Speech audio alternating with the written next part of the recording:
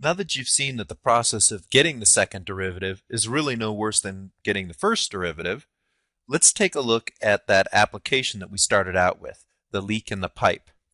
So what I've done here is I've gone ahead and graphed out the square root function. I've gone ahead and labeled it with the output being in gallons and the input being in hours. The first thing we'd done earlier is we'd gone ahead and found the derivative at the point t equals 1. We found that that derivative was 1/2 gallons per hour. That means that the slope of the tangent line at that point is 1/2.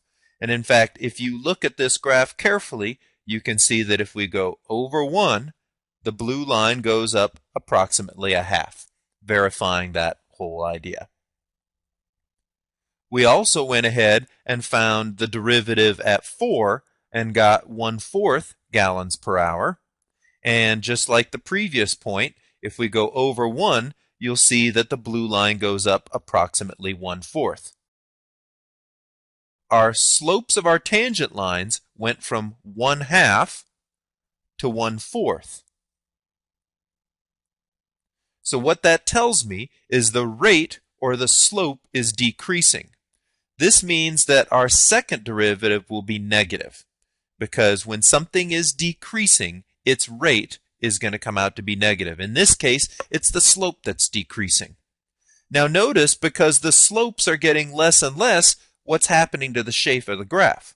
The graph is concave down. That means it's curving downwards. And that is always the case.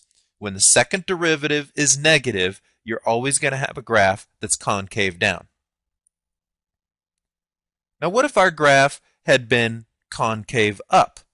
So instead of the leak, the rate going less and less, the rate here is going to be getting bigger and bigger.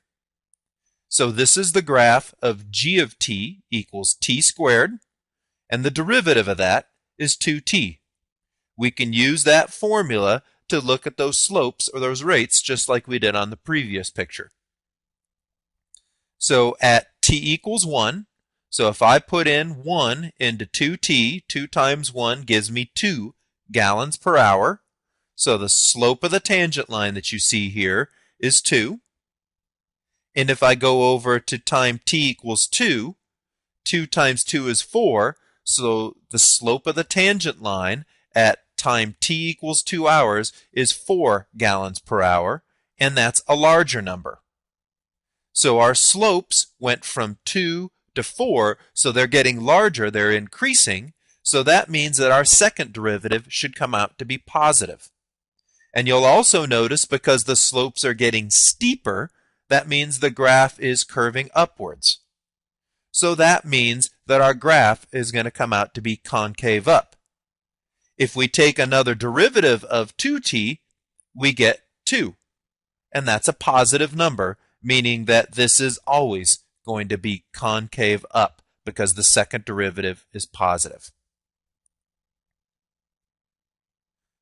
This brings up a test that we can use for concavity. So let's let f be a function with derivatives f prime and f double prime that exist at all points in the interval from a to b.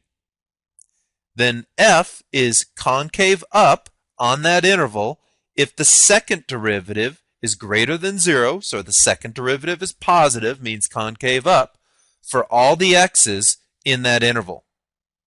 It's going to be concave down on a to b if the second derivative is negative for all the x's in that interval. We're often going to be interested in whether things are concave up or concave down, and so we can go ahead and use this idea to figure out when things are concave up and concave down. In this example, find the open intervals where the function is concave up and concave down if f of x is minus 2x cubed plus 9x squared plus 168x minus 3. In order to complete this, I'm going to need to get the second derivative to begin with. F prime is the derivative of f, so the derivative of minus 2x cubed is minus 6x squared. The derivative of 9x squared is 18x, and the derivative of 168x is 168.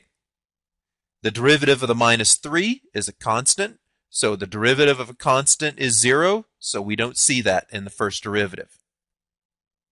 We'll take another derivative of this expression to get the second derivative.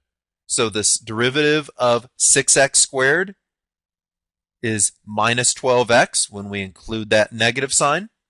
The derivative of 18x is 18, and the derivative of the constant 168 is 0, so it doesn't appear.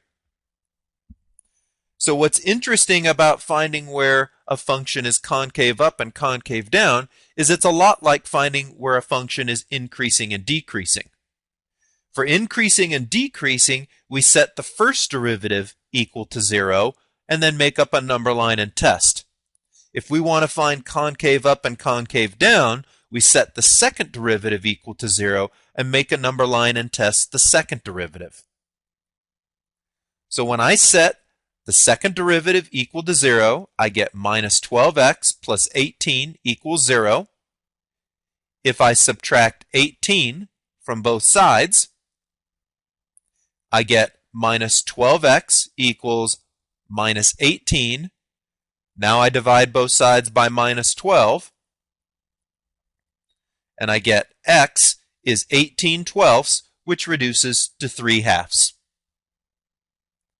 So I'm going to put that on my number line, and then I'm going to test on either side.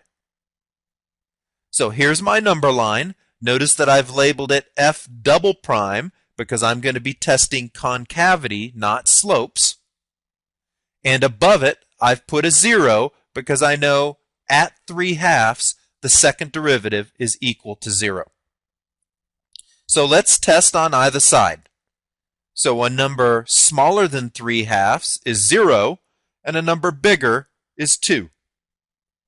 So when I put 0 into the second derivative, I get minus 12 times 0 plus 18.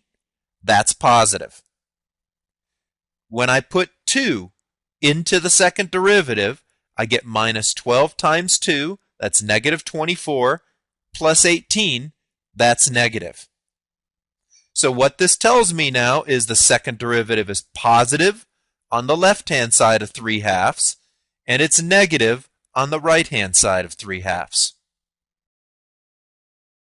We know that the concavity changes from concave up to concave down at 3/2.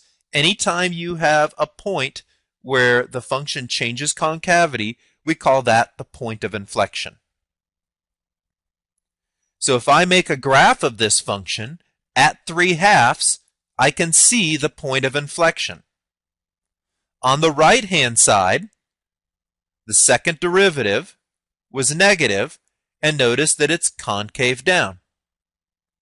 On the left-hand side, the second derivative was positive, and notice that it's concave up. And at the place that it changes, at 3/2, that's our point of inflection. So what this shows me is that if I want to find that point of inflection, what I'm going to do is I'm going to look for where the second derivative is 0 or the second derivative does not exist. I'll always go ahead and test it because it is possible for us to have a place where the second derivative does not exist and there is not a change in concavity. So if we're going to find a point of inflection, you set the derivative equal to 0 or find where it doesn't exist, and then you do the testing on the number line like I just showed you.